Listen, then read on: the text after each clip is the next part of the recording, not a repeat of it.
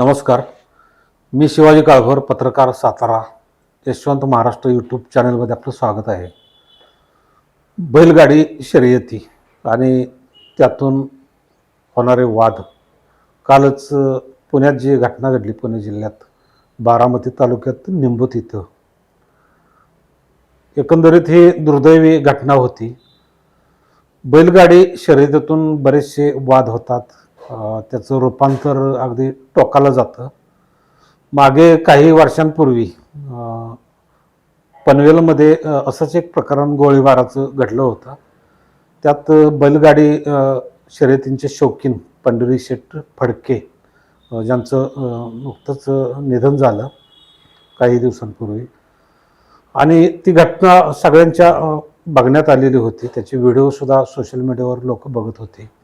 आणि आता ही 2 दिवसापूर्वी घडलेली घटना, की ज्यात फलटणचे रणजित निंबाळकर हे यांचा मृत्यू झाला निंबूत इथं. बैलगाडी शर्यतीचा त्यांचा नाद होता आणि त्यांना घरी बोलवून व्यवहारातून हे झालं असं म्हणतात, पण अजून नक्की काही कारण या पाठीमागं त्याचा पत्ता नाही.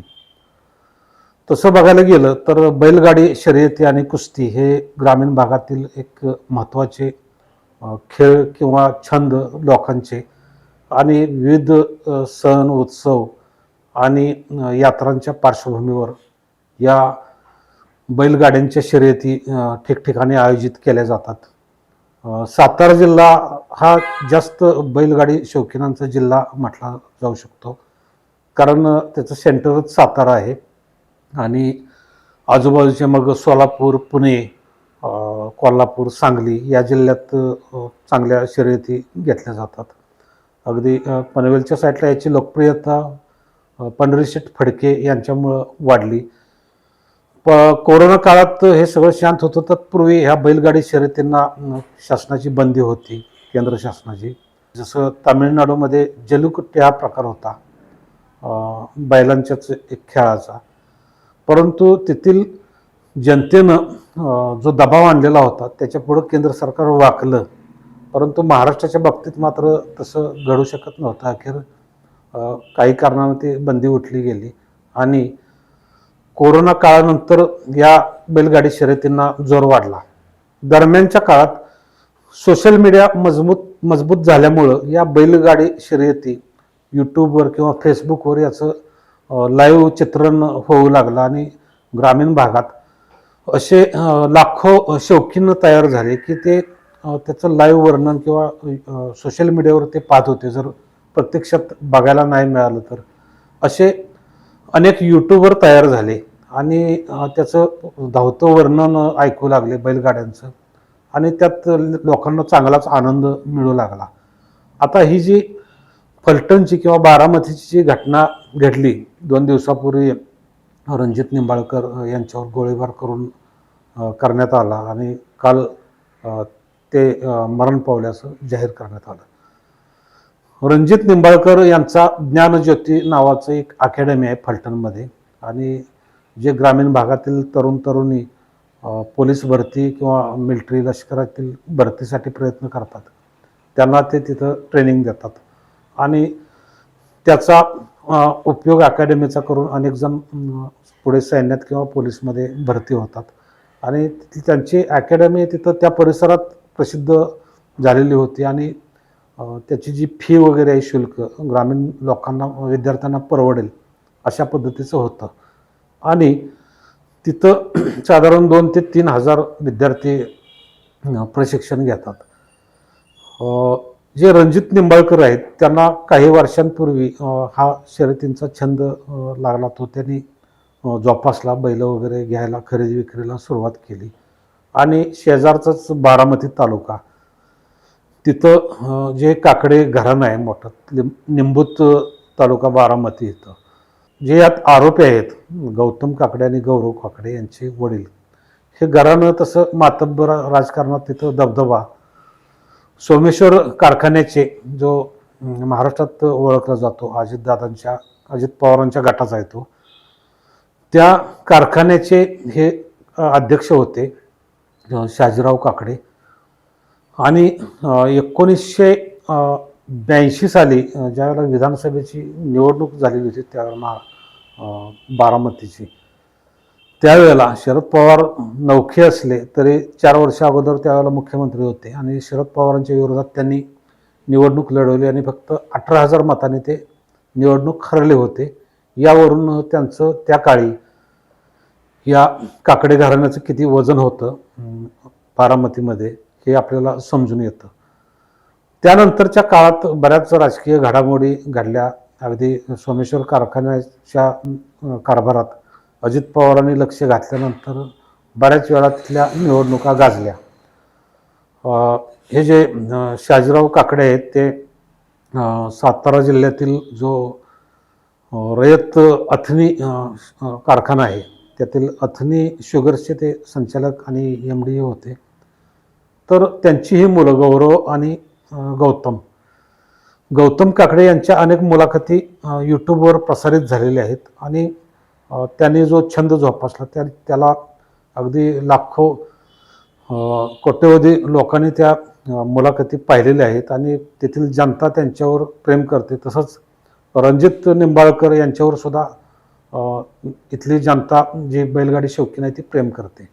आणि हे जे व्हिडिओ प्रसारित झालेले आहेत त्यात अनेकदा गौतम काकडे यांनी रणजित निंबाळकरांचा आदरानं उल्लेख केला किंवा त्यांची पत्नी जी ह्या प्रकरणामध्ये फिर्यादी आहे अंकिता निंबाळकर यांचा पण उल्लेख केला. आणि हे प्रकरण एवढं टोकाला जाईल असं कधी वाटलं नव्हतं.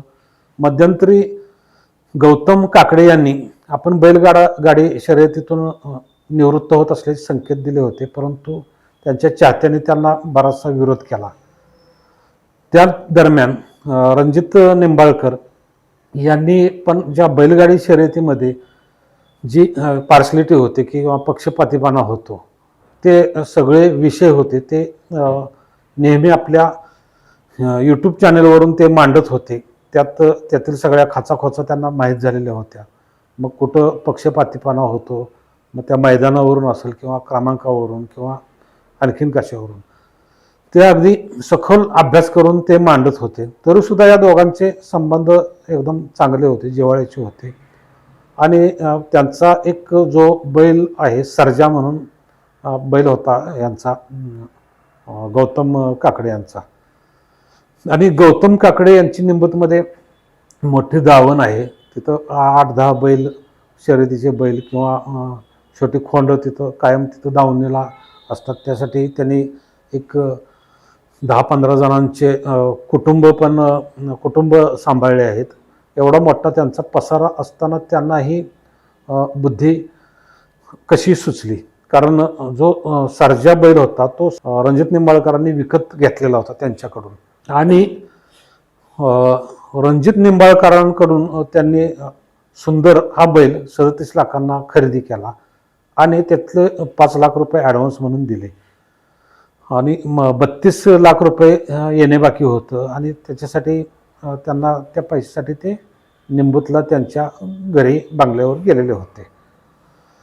तिथं गौतम काकडे यांनी त्यांना आग्रह केला की मी तुमचे पैसे देतो, पण तुम्ही आधी या कागदावर सही करा, त्याच्यानंतर मी उद्या तुम्हाला तुमचे पैसे पेड करतो. परंतु रणजित निंबाळकर यांनी ते काय ऐकलं नाही. त्यांना पैसे लगेच हवे होते. आणि मी सही करतो परंतु मला पैसे द्या, नाहीतर माझा बैल घेऊन मी जातो, असं त्यांना सांगितलं. त्यातून वाद झाला. गौतम काकडेंनी गौरव काकडे आणि काही जणांना बोलवून घेतलं आणि त्यांना मारहाण वगैरे झाली आणि त्यांनी गोळीबार केला, अगदी जवळून गोळीबार केला आणि डोक्यात गोळी लागली. फिर्यादीमध्ये अंकिता निंबाळकर यांनी असा उल्लेख केलेला आहे. त्यानंतर त्यांना खाजगी रुग्णालयात दाखल करण्यात आलं, परंतु डोक्यात गोळी लागल्यामुळं त्यांचं निधन झालं. आता हा प्रकार घडला तो सरळ पाहता किंवा फिर्याद लक्षात घेता पैशावरून झाला असावा असं वाटत नाही, कारण यांच्या अगोदर पण व्यवहार झालेले आहेत आणि पैशाचा विचार केला तर दोन्ही बाजू तशा काही कमकुवत नाहीत. आणि एवढा मोठा फ्रॉड किंवा मी पैसे देत नाही किंवा असं काही असेल अशी शक्यता निदान मला तरी कमी वाटते. आता पोलीस तपासात जे काय निष्पन्न होईल त्यातून कळेलच. परंतु यातून दोन एक घराणं आणि दुसरं एक अकॅडमीचे जे प्रमुख होते, या दोघांच्या घरांचं खूप मोठं नुकसान झालेलं आहे. आज गौतम काकडे जे तिथं इतके लोकप्रिय असताना राजकारणात किंवा चांगल्या माणसात वजनदार असताना घराणं, त्यांचे बंधू, त्यांचे वडील, जे रिव्हॉल्वर होतं त्याने गोळीबार केला ते त्यांच्या वडिलांच्या नावावर लायसन होतं त्याचं. अशा ह्या सगळ्यांचं बैलगाडी शर्यतीचे जे शौकीन आहेत ग्रामीण भागातले विशेषतः, या सगळ्यांचंच मोठं नुकसान झालेलं आहे. आता गौतम काकडे आणि गौरव काकडे यांच्या जबानीतून पुढे काय माहिती मिळत्या ते आपल्याला समजेलच. परंतु या घटनेबद्दल तमाम बैलगाडी शौकीन किंवा ग्रामीण भागात हळहळ व्यक्त केली जात आहे. बघूया आता पुढं या तपासात काय निष्पन्न होते. तोपर्यंत नमस्कार.